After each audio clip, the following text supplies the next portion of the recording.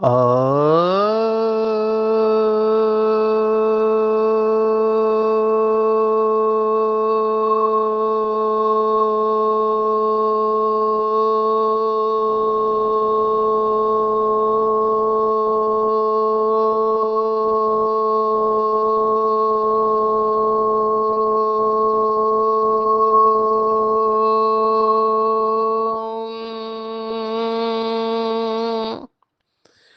शांति।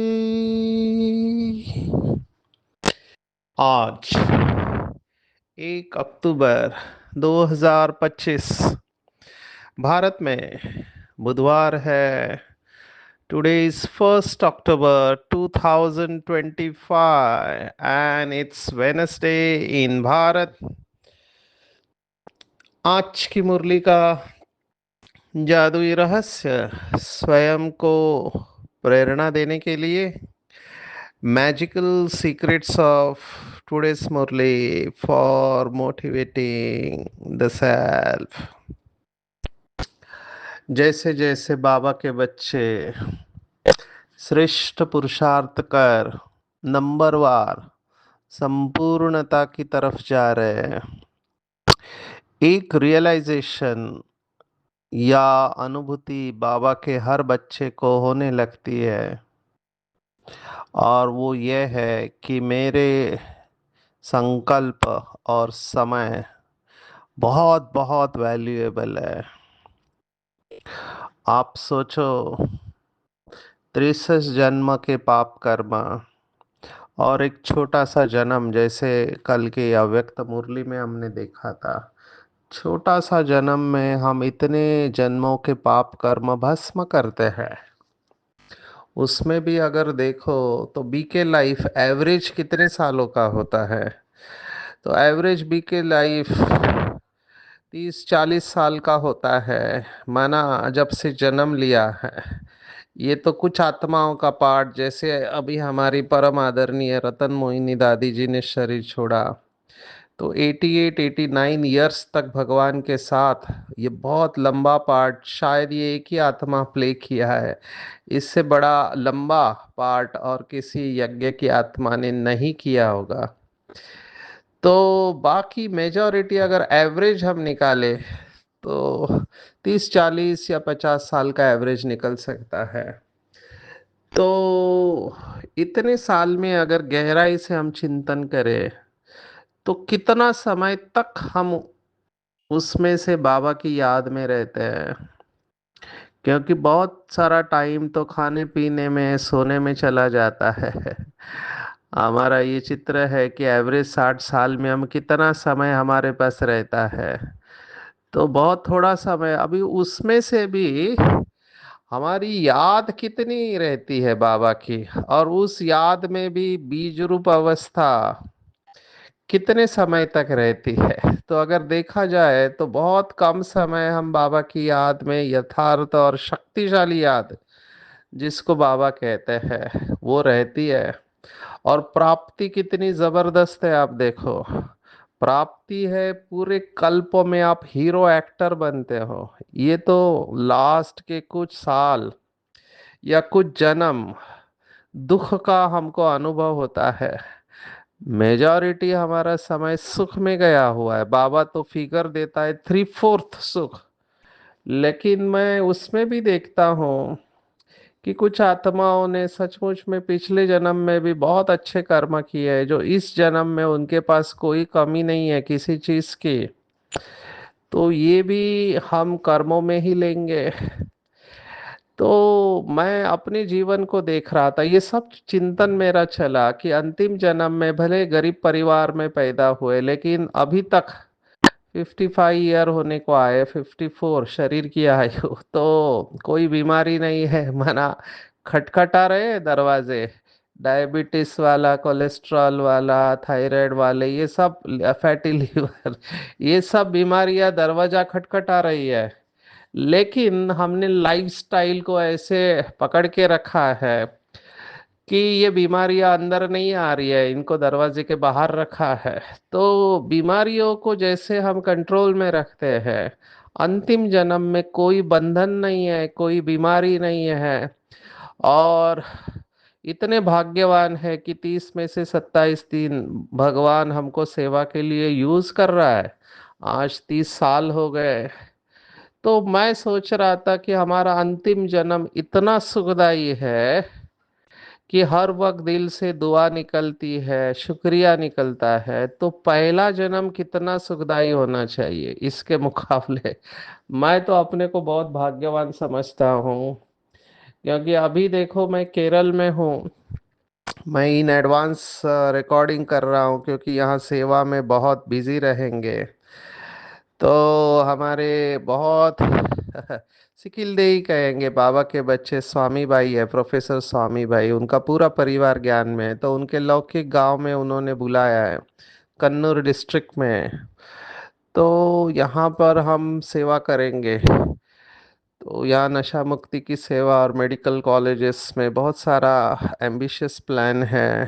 तो 1 और 2 तारीख को फिर तो दशहरा है। दशहरे के दिन हम मैसूर में रहेंगे, जहाँ पर भारत का सबसे नामी ग्रामी दशहरा सेलिब्रेट किया जाता है। बाबा भी उसको मुरली में याद कर रहा है। तो मैं देखता हूँ हर किसी न किसी दूसरे तीसरे दिन मैं अलग अलग राज्यों में होता हूँ। अभी कुछ दिन पहले मैं भुसावल में था, तो वहाँ का ट्रेडिशनल खाना अलग होता है, भोजन। और बहनें सोचते हैं सचिन भाई आए हैं तो इनको खिलाए अच्छी तरह से। और हम तबीयत का ध्यान रखते हैं कि कोई ऐसा खाने में न चीज़ नहीं आए जिससे गला पकड़ ले या खांसी हो जाए या और कुछ हो जाए। लेकिन मैं सोच रहा हूँ कि भारत कितना विविध है। अभी यहाँ पर मैं केरल में देख रहा हूँ, तो यहाँ रबर के प्लांटेशन चालू किए जो ट्रेडिशनली दक्षिण भारत में होते हैं, दक्षिण केरल में होते हैं। अभी ये नॉर्थ केरल में आते हैं। मैंगलोर को लग के ये है कोंकण रेलवे माना कासारगोड पहला डिस्ट्रिक्ट, और फिर कन्नूर लगता है। तो यहाँ इतना शांति है। गांव में हम आए हैं, मुझे कोई गाड़ियों का आवाज नहीं सुनाई दे रहा है। और मैं एक ऐसे घर में हूँ जहाँ पे सभी ज्ञान में चलते हैं, तो बहुत पावरफुल वाइब्रेशन है। तो मैं सोच रहा था ड्रामा के बारे में कि क्या वंडरफुल पार्ट है ड्रामा का, हर एक का ड्रामा में। और कैसे ये ड्रामा चलता है, कैसे बाबा के बच्चे नंबरवार बनते और नंबर लेते हैं। तो बाबा ने उसी बात का आज जवाब दिया। मैं ट्रेन में आते आते सोच रहा था, हर स्थान की मैं विशेषता देखता हूँ।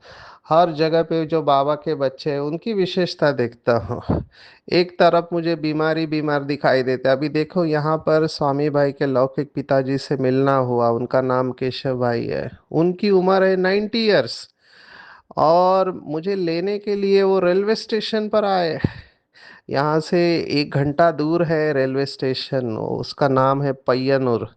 तो वहाँ पे मुझे लेने के लिए आए, वेलकम किया और हमारे साथ वापस आए। खुद गार्डनिंग करते हैं और इस उम्र में कोई बीमारी नहीं है उनको, ना डायबिटीज ना ब्लड प्रेशर ना कोई बीमारी। और मैं उनको पूछा दिनचर्या कैसे रहती है, तो कहते हैं हम आर्मी वाले डिसिप्लिन चलते हैं। तो बहुत डिसिप्लिन है। और इनका घर है जहाँ पे बहुत प्लांटेशंस है, तो गार्डनिंग करते हैं। तो मैं देख रहा था इस आत्मा का, इसके बारे में भी सोच रहा था कि क्या कर्म रहा होगा कि इतने महान आत्माओं को जन्म देना। दोनों भाई पूरे देश विदेश में सेवा कर रहे हैं, हमारे गिरीश भाई और स्वामी भाई, और उनकी बहनें भी परिवार के साथ ज्ञान में चल रही है। तो ये बहुत बड़ी, जो भी कहो आप, ड्रामा में पार्ट कहो या उनके कर्म कहो, तो ये वैरायटी ड्रामा मैं देख रहा था। तो आज बाबा ने इसी बात के ऊपर टच किया है। बाबा ने कहा कि भाग्यशाली बच्चों को कौन सी बात फौरन टच होगी। तो ये बहुत इम्पोर्टेंट बात मुझे लगती है कि देखो मुरली एक ही है। हम सब बाबा के बच्चे देश विदेश में, कोई कनाडा में, कोई अमेरिका में है, कोई न्यूजीलैंड में है, कोई ऑस्ट्रेलिया में, कोई चाइना में, दुबई में, कितने सारे देश हैं। हम 140 कंट्रीज बोलते हैं। तो सभी को एक ही मुरली मिल रही है, लेकिन देने वाला एक है, समय भी एक है, समय को वरदान भी है और खुला दिया है, किसी को कम ज्यादा नहीं दिया है। ऐसे नहीं जो स्थापना वाले हैं उनको थोड़ा अलग ट्रीटमेंट और पीछे आने वालों को अलग ट्रीटमेंट, ऐसा नहीं है, सबको एक जैसा ही मिल रहा है। तो देने वाला एक, समय भी एक, वरदान भी है, फिर भी नंबर क्यों बन जाते हैं, ये बहुत चिंतन की बात है। उसका एक जवाब आज बाबा ने दिया है कि भाग्यशाली बच्चों को याद की युक्तियां टच होगी। टच होगी का क्या मतलब है? टच होगी मतलब उनकी बुद्धि, ये बाबा ने एक शब्द इस्तेमाल किया था व्यक्त मुरलियों में जो यज्ञ में बहुत फेमस हुआ, उसको कहते हैं कैचिंग पावर। कैचिंग पावर होती है, जैसे अभी कैच करना, ये शब्द क्रिकेट का है। तो क्रिकेट में हमने देखा है, जो क्रिकेट को जानते हैं, तो कई कंट्रीज में फील्डिंग में बहुत अच्छे होते हैं। तो मुझे ऑस्ट्रेलिया और साउथ अफ्रीका की टीम याद आए कि वो जॉन्टी रोड्स नाम का एक बंदा, अभी वो कहाँ पर भी उसको रखो, वो कहाँ से कैसे कैच पकड़ेगा आपको पता नहीं चलता है। माना इम्पॉसिबल गेंद को वो कैच में कन्वर्ट कर देता था। तो उसके लिए बहुत गहरा अटेंशन चाहिए आपका, और आपको पहले से ही मुंह को पता करना चाहिए कि ये अभी गेंद जिस तरह से डालेगा और बैट्समैन मारेगा, तो मुझे पहले से ही उस दिशा में जंप मार के उसको पकड़ना है। ये बहुत क्विक, इसको रिफ्लेक्शन टाइम हम कहते हैं, क्विक रिफ्लेक्स होती है। तो कुछ ऐसा ही बाबा के भाग्यशाली बच्चे कि वो बाबा के वाइब्रेशन को राइट टाइम पे कैच करेंगे।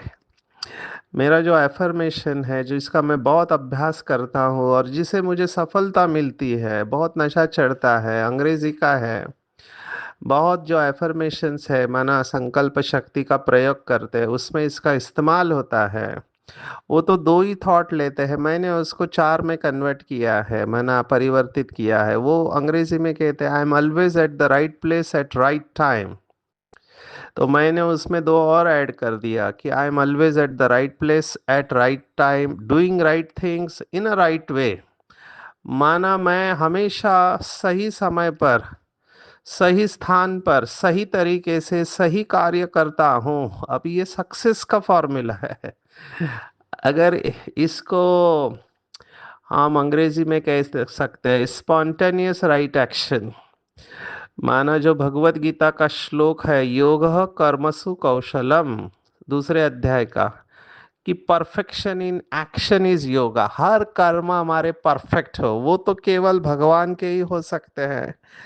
तो भगवान के स्पॉन्टेनियस राइट एक्शन है, माना उसको सोचना नहीं पड़ता है कि मैं ये बोलूं नहीं बोलूं, ये करना है अभी ये करना है, नहीं। ऐसे ही बाबा के बच्चे जिनकी बुद्धि बहुत शार्प है, वो स्पॉन्टेनियस राइट एक्शन में जाएंगे। माना उनसे जो होगा वो एक्यूरेट होगा और उनको सफलता मिलनी है। ये बहुत ऊंची अवस्था है। मैं थोड़ा यहाँ पर आपको पातंजलि का जो अष्टांग योग है उसका एक श्लोक का संदर्भ देना चाहूंगा, क्योंकि कई सारे बाबा के बच्चे पढ़े लिखे हैं, वो इस रेफरेंसेस का राह देख रहे होते हैं कि सचिन भाई अभी कौन सा रेफरेंस बताएंगे और हम उसको चेक करेंगे। वो तुरंत इंटरनेट पे जाके उसको चेक करते हैं कि ये बात सही है या नहीं है, कहीं गलती तो नहीं हो रही है और इसका क्या भाव बताया हुआ है। तो मेरा ये शब्द बहुत गहराई में गया है, पातंजलि मुनि ने संस्कृत में कहा है। उसको आप अलग अलग तरीके से ले सकते हैं। मैं इसको इस तरह से लेता हूँ, ये श्लोक इस तरह से है, तत्र ऋतंभरा प्रज्ञा। माना वो बुद्धि के ऊपर कह रहा है कि ऋतंभरा प्रज्ञा ये बुद्धि का एक मोड है, एक फंक्शन है। अब ये दूसरे अध्याय में हमने काफी गहराई से देखा है, जिन्होंने श्रीमद् भगवत गीता स्टडी ग्रुप में भगवत गीता को सुना है, तो दूसरे अध्याय में जब निश्चयात्मक बुद्धि ये शब्द आया था, तो बुद्धि के अलग अलग प्रकार हमने देखे। उसमें ये प्रज्ञा या प्रज्ञा, the way whatever way you pronounce, आप जैसे उसका उच्चारण करते हैं, तो हमने देखा कि जिस बुद्धि के अंदर प्रचंड ज्ञान समाया हुआ रहता है उसको प्रज्ञा कहते हैं या प्रज्ञा कहते हैं। भारत का एक खिलाड़ी था जिसका नाम था प्रज्ञान ओझा, तो वो ज्ञान समाया हुआ रहता है। बाबा के शब्दों में कहेंगे कि शेरनी के दूध के लिए सोने का बर्तन चाहिए। माना बाबा की बातें उसी बुद्धि में ठहरेगी जिनका बर्तन सोने का, माना बुद्धि सोने की जैसे हो गई है, पारस बुद्धि। तो ये सब हमने देखा था। उसमें पतंजलि मुनि ने एक शब्द उसको ऐड किया, ऋतंबरा प्रज्ञा। अभी ऋतम ये संस्कृत शब्द है, और अंग्रेजी का रिदम जो शब्द है, रिदम माना वो जो गाना गाने वाले रिदम को पकड़ते हैं, या डांस करने वाले भी रिदम में डांस करते हैं, तो ये रिदम या रितम ये दोनों एक ही है। तो रितंबरा प्रज्ञा का मतलब है जब आपकी बुद्धि ड्रामा प्लान अनुसार चल रही है। अब ये बहुत गहरी बात है जो अभी हम सोच रहे हैं, और मेरा चिंतन ये तब चला जब अव्यक्त मुरलियों का स्टडी करते समय हमारी परम आदरणीय मनमोहिनी दीदी जी के साथ बाबा की मुलाकात थी। उन्होंने बहुत गहरे प्रश्न बाबा को पूछे, अव्यक्त बाप दादा को। उसमें उन्होंने एक प्रश्न पूछा कि बाबा हमको कैसे पता चले कि हमारी अवस्था बाप समान है। क्योंकि अब ये प्रश्न भी बहुत गहरा है। कई लोग मियाँ मिट्ठू होते हैं उनको लगता है कि उनकी अवस्था अच्छी है, अभी ये केवल उनको ही लगता है, दूसरों को नहीं लगता है। इसलिए बाबा ने ये शब्द इस्तेमाल किया, मियाँ मिट्ठू। तो जो अच्छा स्टूडेंट होता है उसका खुद के ऊपर अटेंशन रहता है, कहीं मेरे अंदर ईगो तो नहीं है। क्योंकि ज्ञानी तो आत्माओं में ज्ञान का अभिमान आने के चांसेस रहते हैं। जब आपके पास बहुत ज्ञान आता है या कुछ अनुभव हो जाते हैं, तो आपको लगता है कि आपके जैसा ज्ञानी कोई नहीं है। अभी ये स्वमान है या अभिमान है, ये कई बार पहचानना मुश्किल होता है। इसलिए नम्रता का गुण ऑटोमेटिकली इन आत्माओं को धारण करना ही है। अगर नम्रता का गुण नहीं है तो अहंकार पनपने के चांसेस होते हैं। जैसे महाराष्ट्र में जगत गुरु संत तुकाराम महाराज, अभी उन्होंने एक स्टेटमेंट दिया, दोहा कह सकते हैं, श्लोक कह सकते हैं, हमारे इधर उसको अभंग कहते हैं। तो वो इस तरह सा था, उन्होंने वेदों के ऊपर अपने विचार रखे कि वेदांचा तो अर्थ आमासाची ठावे, इतरांनी वावा भार माथे। माना वेदों का यथार्थ अर्थ हमें ही पता है, दूसरे लोग तो केवल बोझा उठा रहे हैं वेदों का। अभी ये ईगोइस्टिक भी हो सकता है और सेल्फ रिस्पेक्ट वाला भी हो सकता है, तो इसका इंटरप्रिटेशन बहुत अच्छी तरह से करना पड़ता है। तो ऐसे ही जब बाबा के बच्चे ज्ञान में आगे जाते हैं तो इतना नशा चढ़ जाता है, लेकिन उस समय बैलेंस रखना बहुत ज़रूरी है।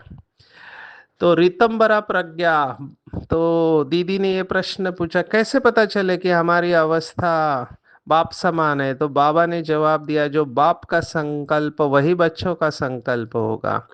तो समझना चाहिए कि बाप समान अवस्था है। अभी बाबा का संकल्प मेरा कैसे पता चले, वो भी एक है। तो वहां पे यज्ञ में ये टचिंग शब्द आया जो आज साकार मुरली में बाबा ने कहा।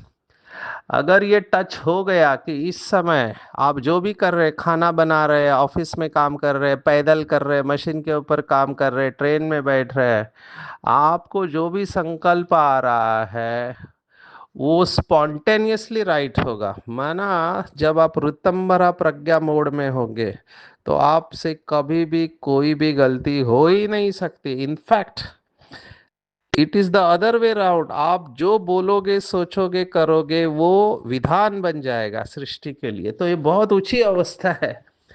तो बाबा ने भाग्यशाली कहा ऐसे बच्चों को। पर ये अवस्था आएगी कैसे? ये अवस्था तभी आएगी जब आप एकांत में होंगे, बाबा के साथ योग अच्छा होगा। आज बाबा ने कहा चार्ट रखने वाले।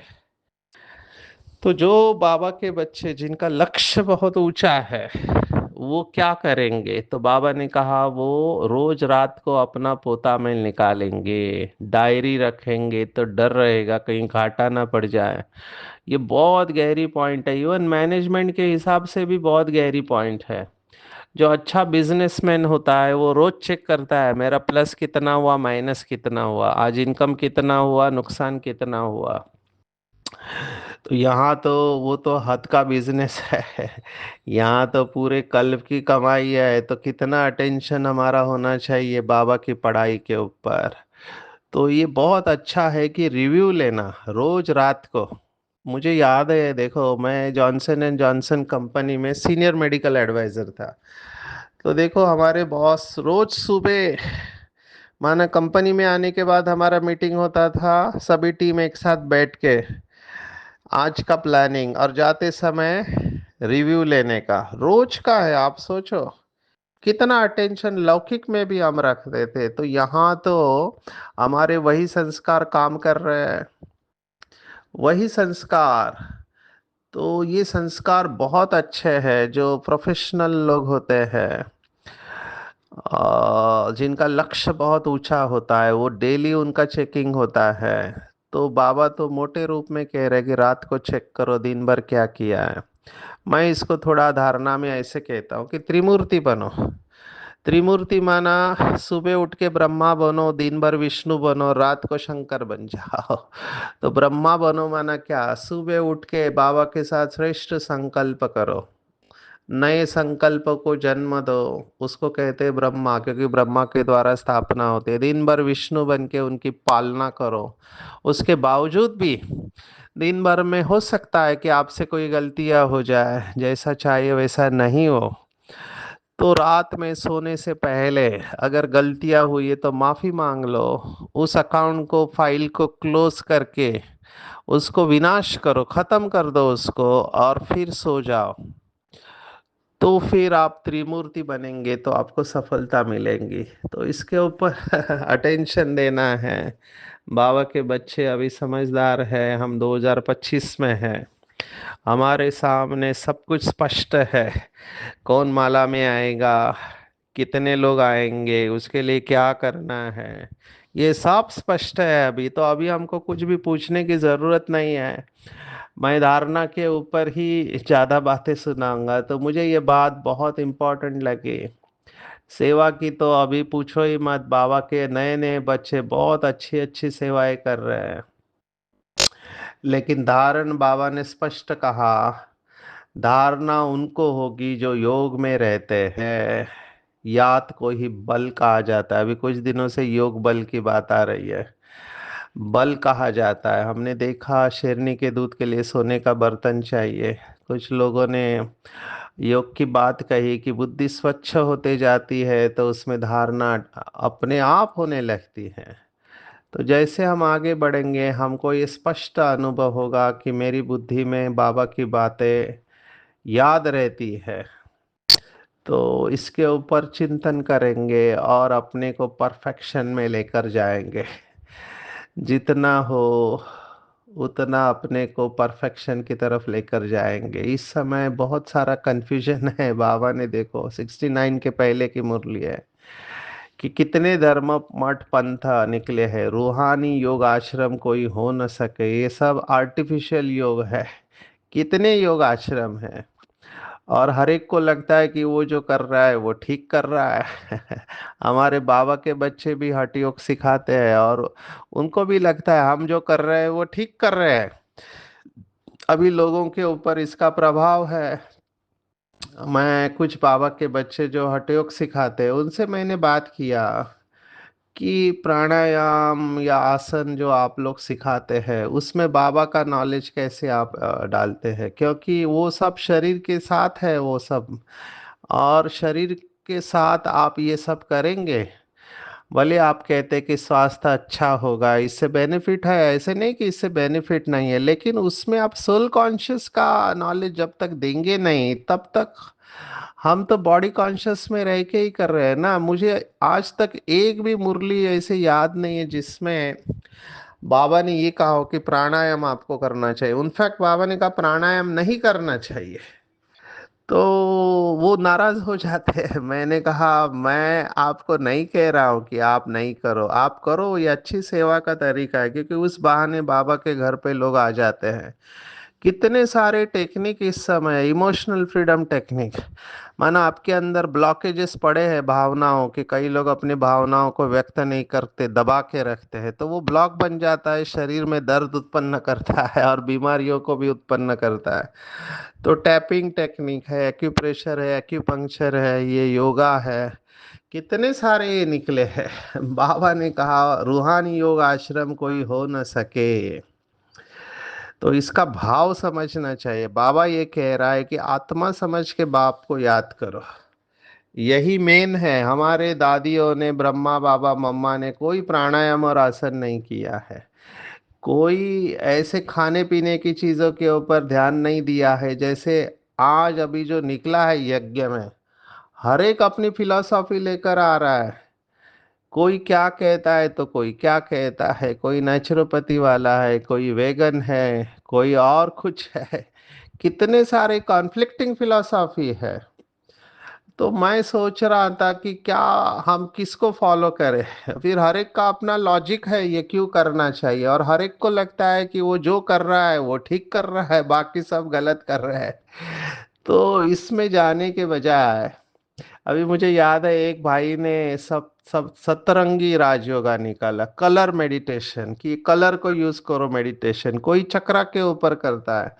अभी हमने ये सब सीखा है, लेकिन हम इसको पर से एडवाइस नहीं करते। हम तो बाबा के ऊपर लेके आते हैं कि बाबा की फिलॉसफी को हमको ध्यान में रखना चाहिए, जो मम्मा बाबा ने किया वही हमको करना चाहिए।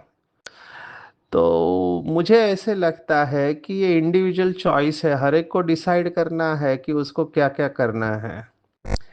पर मैं अपने को एक ही चेकिंग करता हूँ कि मुझे डिटैच होने में कितना टाइम लगता है शरीर से, और मैं बाबा से कितने देर तक एकाग्र रहता हूँ, और मेरी शुभ भावना कितनों के प्रति रहती है, बस इसमें सब कुछ आ जाता है। आज देखो बाबा ने क्या कहा। बाबा ने कहा सारा दिन रात तो बांदीलिया जो मार खाती है वही याद में रहती है, कि शिव बाबा इन संबंधियों से कब हम छूटेंगे। तो बाबा हमेशा मार्क बांदीलियों को देता है, भाषण करने वालों को मार्क्स नहीं है, ना ही ये खाने पीने के जो भी नियम बताते हैं मार्क्स बांदीलिया लेते हैं। ये तो बाबा ही जानता है हर एक का आदि मध्य अंत, इसलिए तुलना नहीं करना चाहिए किसी को। राइट और रॉन्ग भी मैं नहीं कह रहा हूँ, प्लीज इसको गलत नहीं लेना। मैं सिर्फ जो समझ पा रहा हूँ बाबा की मुरली को, वो ये है कि फ्री विल है हर एक को। बाबा ने डायमंड जुबली की मुरली में कहा था कि कलयुग का इन्वेंशन ये सब अलग अलग थेरेपीज है। कितनी थेरेपीज निकली है। होम्योपैथी वाले कुछ और कहते हैं, आयुर्वेदा वाले कुछ और कहते हैं, नेचुरोपैथी वाले कुछ और कहते हैं, एलोपैथी वाले कुछ और कहते हैं।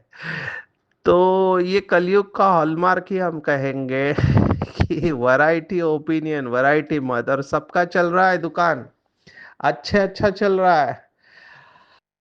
फिर अभी कैसे पता चले कि मैं जो कर रहा हूँ यथार्थ कर रहा हूँ या नहीं, वहां पे मुरली आते। अभी मुरली का भी आप क्या अर्थ निकालते हो उसके ऊपर है।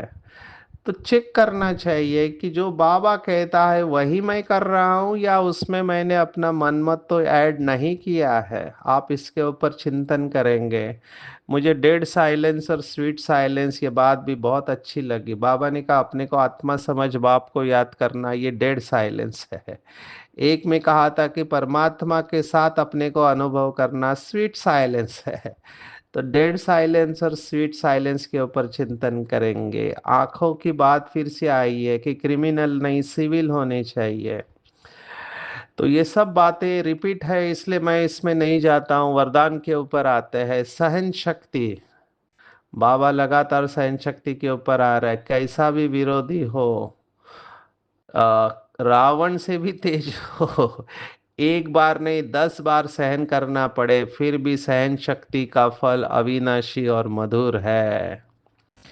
बहुत सुंदर है ये वाक्य, लिख के लेना चाहिए। सहन शक्ति का फल अविनाशी और मधुर है। ऐसा नहीं कि मैंने इतना सहन किया ये भी तो कुछ करे, ये भावना नहीं रखना है। रहम भाव रखो, यही है सेवा भाव। तो रहम भाव ही सेवा भाव है। सेवा भाव वाले सर्व की कमजोरियों को समा लेते, उनका सामना नहीं करते। तो सामना नहीं करना है, समा लेना है। जो बीत चुका है उसको भूल जाना है। यहाँ पे बहुत लोग अटके हुए हैं। बीती बातों को याद करके दुखी होते हैं, अच्छी बातों को याद नहीं करेंगे, बीती दुखी बातों को याद करेंगे। तो रहम दिल बनना है। मनसा द्वारा बाबा की जो शक्तियाँ मिली है वो देना है। या व्यक्त इशारे आज से नया है, मनसा सेवा से ही चालू हो रहा है। विश्व की सेवा संपन्न करनी है, तत्वों सहित सबको पावन बनाना है। तो मनसा द्वारा तीव्र गति से सेवा करना है, योग का प्रयोग करना है।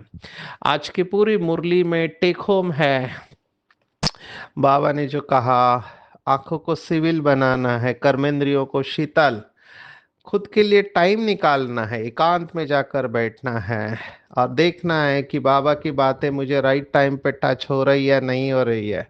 सहन शक्ति को बढ़ाना है, रहम दिल बनना है, सेवा भाव वाले सर्व कमजोरियों को समा लेना है।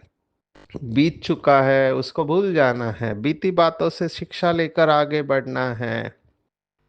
और मास्टर रहम दिल बन अपनी मनसा वृत्ति से वायुमंडल को बनाना है, रात को पोता मेल निकालना है, डायरी रखना है कहीं घाटा ना पड़ जाए।